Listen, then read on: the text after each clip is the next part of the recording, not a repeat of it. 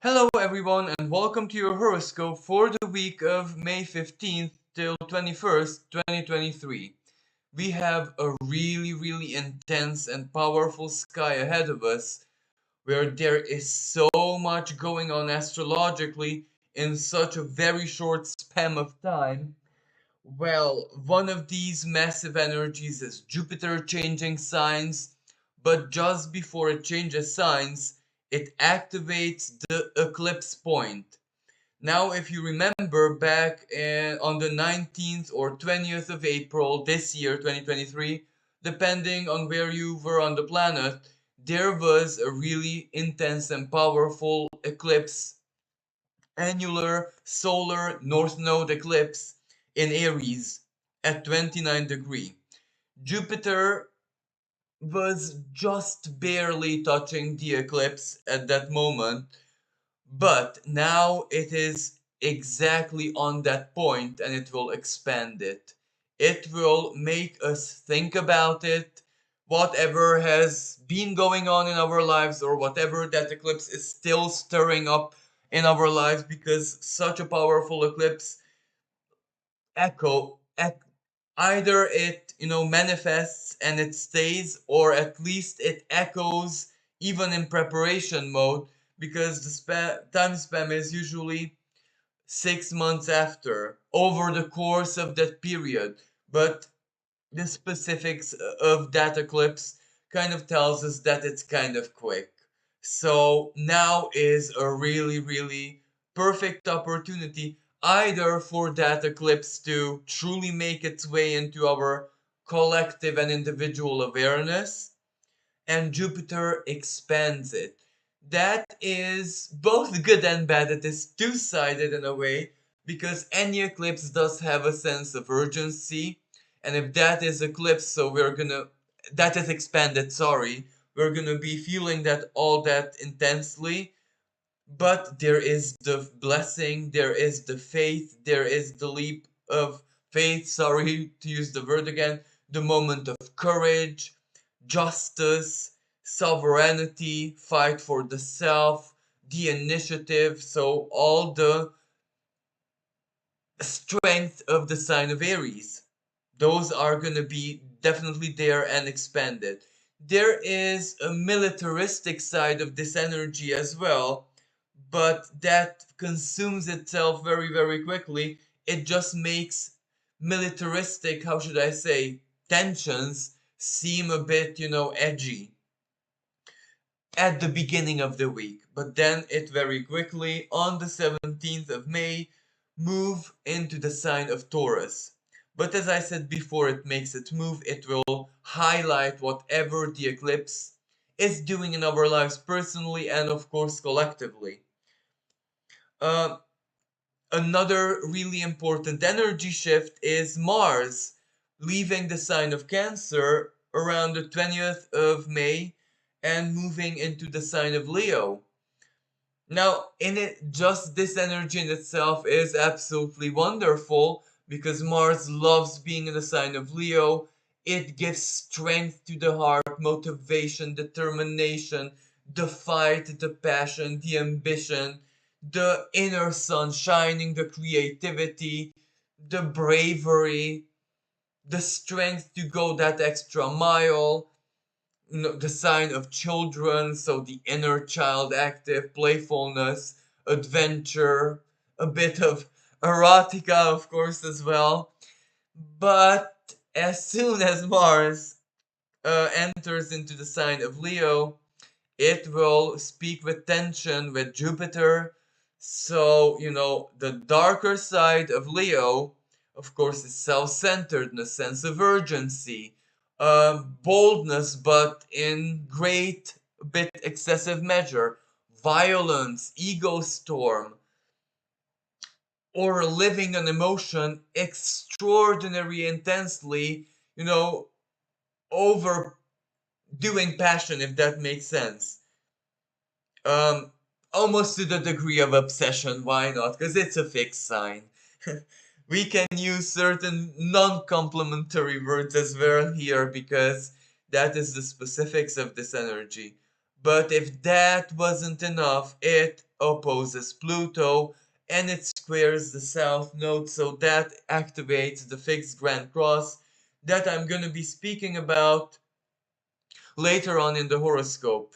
But that is a really heavy energy because change is knocking at our doors, internally or externally or both. Because don't get me wrong, internally, it doesn't make a difference. It will be just as powerful as externally.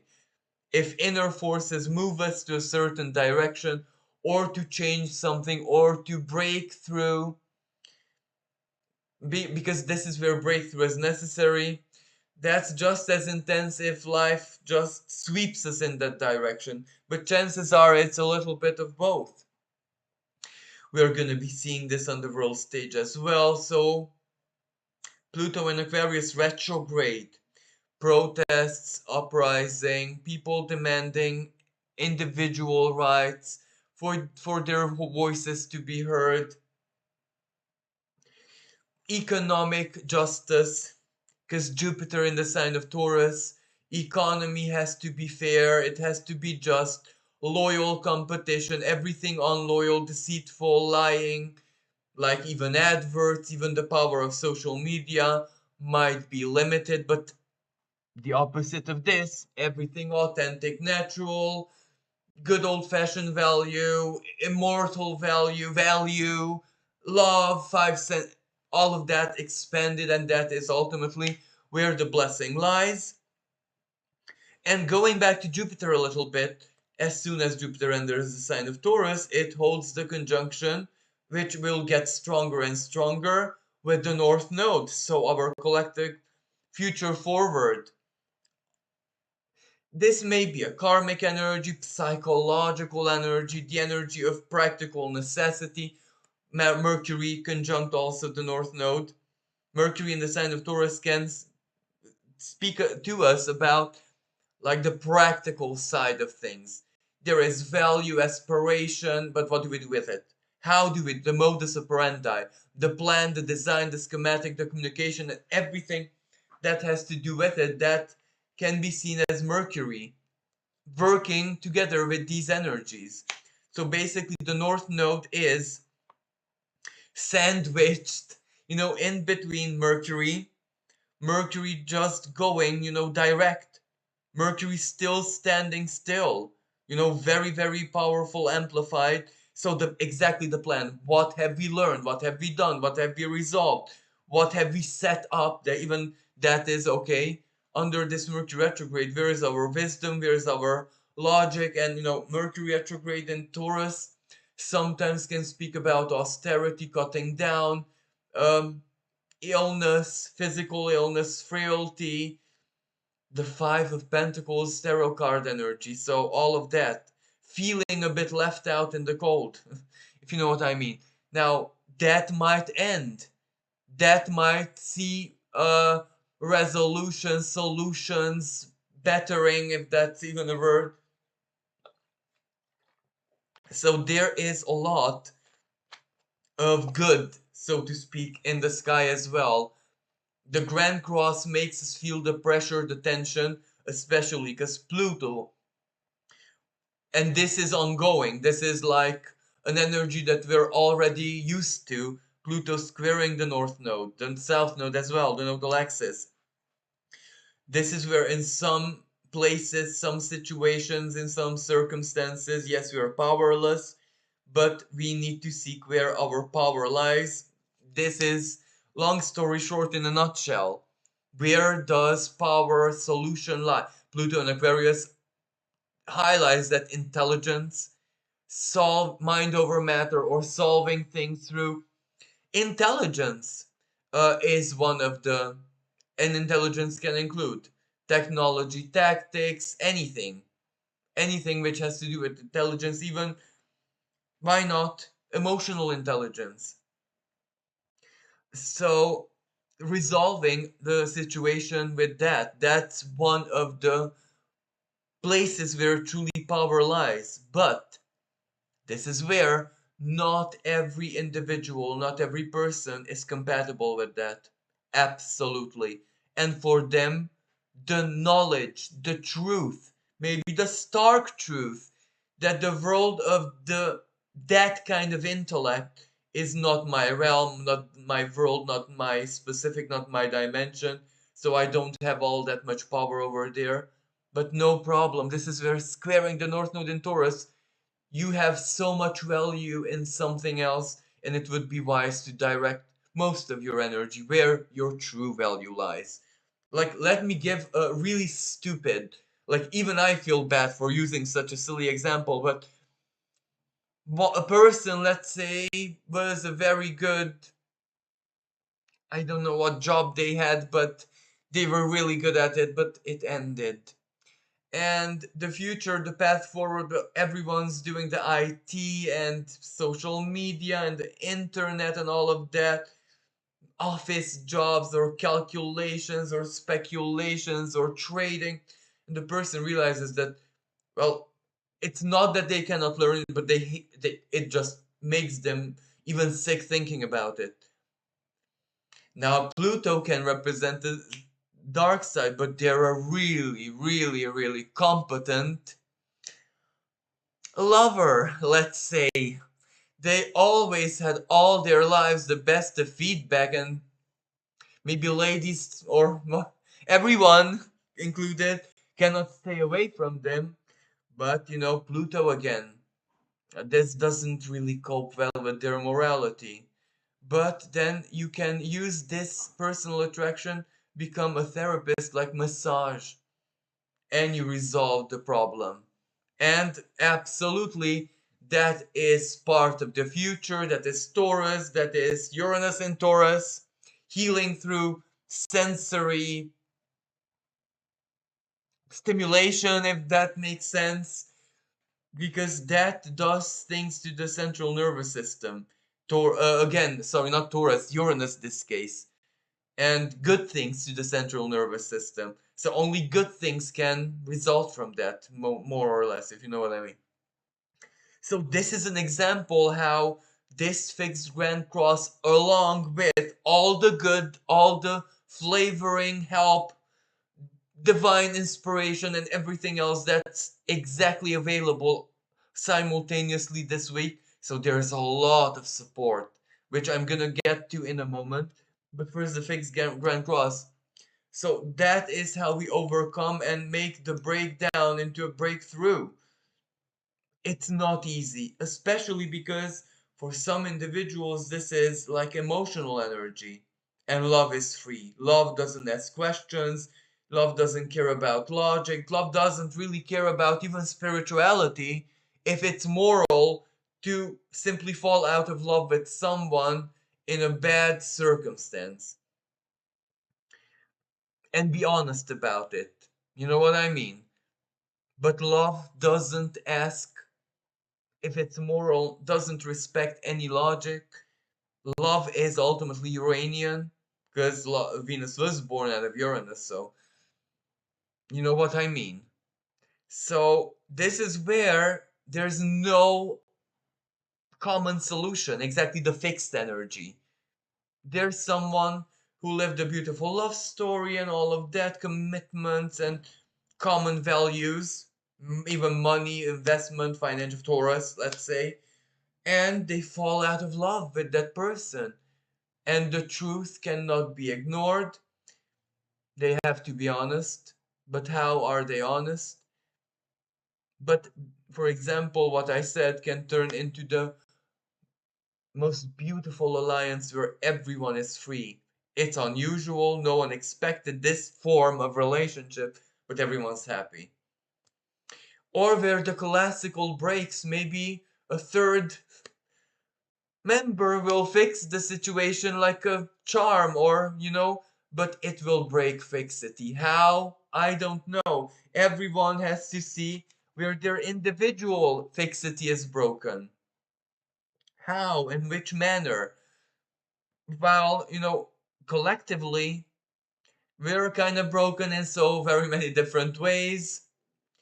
In some parts of the world, this fixed cross kind of means – how much do you have to witness playing out before your eyes to take a stand, to make an attitude, does, let's say, certain economic measures of, and I don't want to get political here, of leadership have to threaten your family's comfort for you to make a stand? And I'm not, don't mean violence or anything like that, but go and vote differently. That, you know what I mean? That's it. The motivation aspect, where, well, if you don't change your behavior, things won't change and your family's economic stability will be threatened. I'm 100% sure that this is one of the ways where it plays out in the world, because this is my country. This is how it's playing out right now. But one country is just another country, so you know what I mean. This energy is all around the world, but there are places where it's exactly the opposite, where calm down, give leaders a chance to think it through. As in, don't attack, don't be violent, don't, you know. So, everyone with their own unique balance. Why balance? Because balance is always one of the magic cures or the elixir in a fixed grand cross, because it kind of brings to the table the right perspective. Because balance kind of means that things are understood correctly and put together, elements are put together correctly. So even things which might have been very, very chaotic, in a right balance, they can, you know, the keyword balance. The immediately what springs to my mind is that image where someone balances stones near a river in an impossible way, but there it is. The impossible made total chaos made possible with balance. That is the most perfect example, because that's how one of, as I said, one of the magic elixirs to miraculously get out of a fixed grand cross. And since I said oh, and the other thing that is very, very energetic this week is a new moon taking place in the sign of Taurus. So Taurus is bombarded here. I don't necessarily mean Taurus natives as in whose sun sign is in the Taurus, but your sun sign being in the sign of Taurus will make you feel this very strongly. So you know what I mean? Maybe in all the best ways possible, because for some Taurus natives, the third decan, it's birthday time. So maybe with surprises, with delight, with, no, it's definitely gonna be a surprising birthday. I can give you that. But yes, Taurus, the energy of Taurus, the expression of Taurus is gonna be feeling this strongly. And how? The crust of the earth, but in which way? I'm not saying it's not that strong Uranian energy, so I don't expect really earthquake and all of that. Yet, at the other hand, Jupiter expanding the seismic activity already there. So we will see either magnetic manifestations, storms caused by the magnetism of the earth, triggering that Uranus. But then there is money, financial sector, values, our collective behavior as in consumers, as who we trust, what we desire, what we like, our choices, preferences are all this Taurian energy where our value lies. Then there is, the five senses. There is the need for pleasure, the need, but the fixed grand cross. This can mean some in some parts the deprivation of this that needs to stop immediately. So you see why this energy can stir up a bit of conflict, a bit of uprising, a bit of demanding rights, a bit of violence here and there. Yes, especially at the beginning of the week because Jupiter activating the eclipse point. But as I said, that has so very many good written on it, because creational energy, faith, divine intervention, your own genius, your own desire for justice, for whatever you're fighting, sovereignty, breakthrough, your initiative is getting you there. So that side is really, really good. Now, finally, let us get to the good side of that energy, to the support. At the beginning of the week, the support is given by Mars trining Neptune. This can be positive in so very many different ways.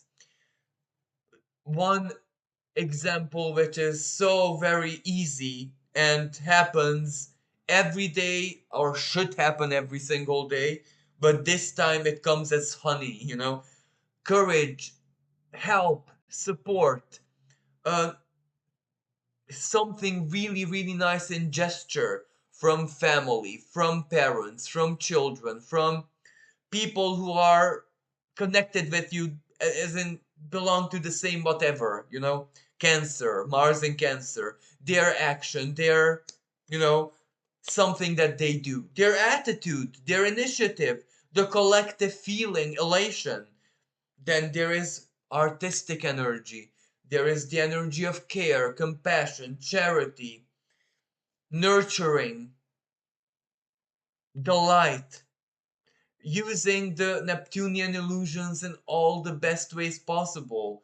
So beautiful words, arts, poetry, song, music, a lot of beauty, a lot of compassion, a lot of Christ consciousness, a lot of healing energy, deeply healing and nurturing, but spirit or faith healing type of energy healing, healing with nature, because Cancer with Mars can mean natural substances that are highly benevolent. So this is truly beautiful. The spirit, the divine is there to inspire. Truly, our souls, our feelings, Neptune and Pisces, can be a divine portal in the truest sense possible. But, you know, this energy is complemented by another trine, because Neptune and Mars is the first energy, but the second energy is Neptune's lower octave, Venus, being in the sign of Cancer and Saturn being in the sign of Pisces. So this is where this trine is held by two other planets in the same signs. Mars and Neptune being at the end degrees of the sign, Venus and Saturn in the beginning degree of the sign. So this is so very beautiful, because blessing is made real, Saturn. Something manifests. Artistic inspiration, divine guidance, love, community, supportive community, people coming together, all of this, Venus in Cancer, doing something really, really beneficial. This energy also represents healing. Love heals, pleasure heals. Venus in Cancer is without a doubt the energy of pleasure as well. So that heals, that is profoundly healing, inspirational, motivational. As I said, for spiritualists, for artists, this can be a deeply inspirational energy. However, Saturn here you might not expect this classically. You might not be able to work with it immediately, because you might be on pause. You might be either forced siesta, health, or Saturn in Pisces many times can stir fatigue or lethargy, but not necessarily dramatically or in a all that bad way, but you rest more, you sleep more. You don't want all that much intense activities like clubbing, or you'd rather have a long walk or stay in the sunshine. Saturn can do all of these. So a lot of Piscean or Cancerian people, as in what they do for a living, or if it's a very strong part of them, not their chart, but what they do with themselves. Those might be on pause right now. So there might come a wave of inspiration, wave of delight, a wave of dreams manifesting, why not? And that is something to enjoy now and use as work Saturn later on. As after you alchemized it, when it's just a memory, maybe embrace this happiness, whatever is coming, whatever is delighting you, because it will be food for tough times, if you know what I mean. Another energy that is absolutely beautiful and has to do with Saturn is Saturn sextiling Mercury. Mercury, again, I repeat, especially at the beginning of the week, is standing still in the sky, preparing to go direct, going through its shadow path. So, sextile Saturn, clarity, seeing value where it lies, and that seeing value, knowing value, everything that you've done under this Mercury retrograde, brain wise, processing wise, that is applied now, and that gets you where you need to be. Contract solutions, negotiations. Now, only now is it that you have clarity, information, communication to put something down on the pay table and negotiate, like at job, at the company, a project, a business, trade, bank, loan. Not that the financial world is stable. Absolutely not. Yet, the instability is not all that of a massive threat, because Uranus, especially the new moon that is going to take place in the sign of Taurus on the 19th, uh, that new moon means that solutions are going to be born simultaneously. There might not be a period where it's just the crisis and the tower is crashing. There is the period where the tower is crashing, but these new projects need the new solution, the how to get where I need to be, or to safety, or to do something with the tower moment is there, and I'm working with it already. So as I said, this energy of Mercury is negotiations. This is where it's getting to work, truly working, doing it, inputting something. As I said, putting on the table what you're negotiating. Add job in your personal life, loan, debt, financial situation, change of jobs, change of career. A lot of companies went bankrupt, right? So what happens with the people, with the workers, with the, although, well, chances are they're not doom and gloom, yet they are absorbed immediately into something else. For those new people, for that business, for those numbers, figures, money, whatever, it's a new beginning immediately. And maybe the end isn't even felt yet, because the new beginning is doom and gloom came with hand in hand with the new solution. So companies are splitting apart, companies are merging, for those people and for those energies, may it be money, the software. Pluto and Aquarius, there you go, the software is changing rapidly and but beginning at the same time. Saturn dissolves borders. It doesn't matter if it's non-linear, it's happening. It's all one cocktail, if you want. Some people stir it, other people, like to stare at the layers. Other people pick out the fruit, the ice, everyone does with the cocktail what they want, but we're all consuming it one way or another.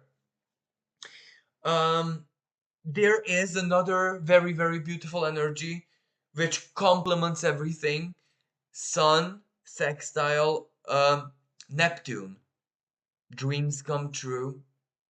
This is the first, perhaps, phrase that any very optimistic astrologer would just tell you when they hear this aspect. You shine. Everything that basically you've done to embody your value. Sing, create, speak. Taurus is a lot about speaking, communicate, expressing. yourself verbally, like a sound, that's two ways. Hearing, yeah, but they're speaking as well. So, and Mercury, the planet of speech in the sign of Taurus. So, speaking, communicate, whatever it is that you've done to make your values shine through, and sometimes even in a rather negative way, or I don't want to use the word negative, but negative charge, as in speaking, I don't like this, this is not me, I don't associate with, this is not value for me. There could be the fear of offending, or I don't know, but that is something that you shine through, and it does something. It communicates truth, so you get truth back. You know what I mean? So every such action where you shine something through does a lot of good. And going back to the new moon, it takes place very close to Algol.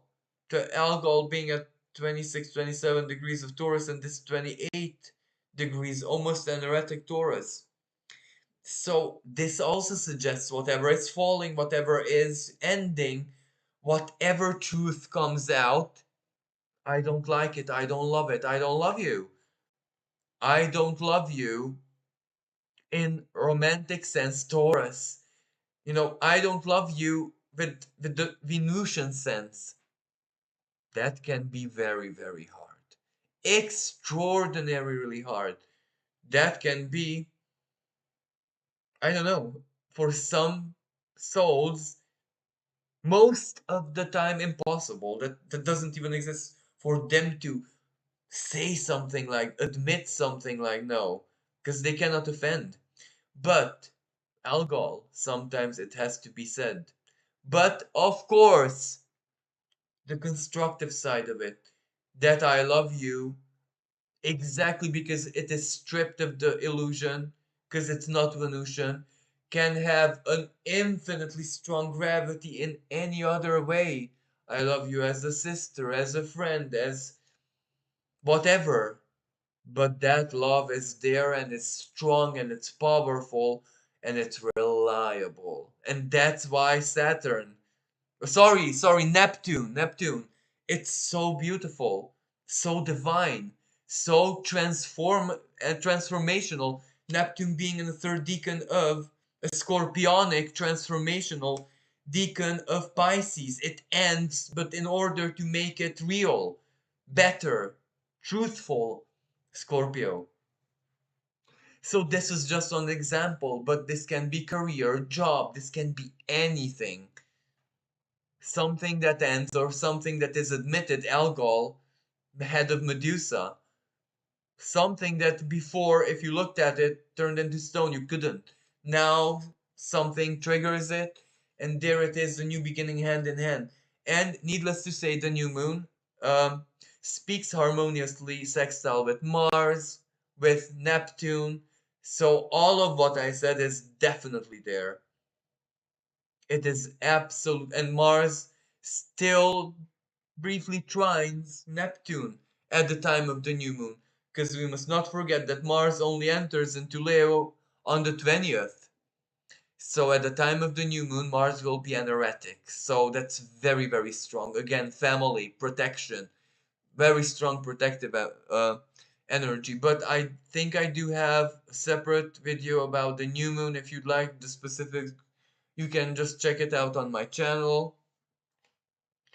And one last thing that I want to mention is that I'm going to be uploading separate horoscopes for each of the 12 signs of what this new moon, but more importantly, along with the fixed cross, means for every sign personally.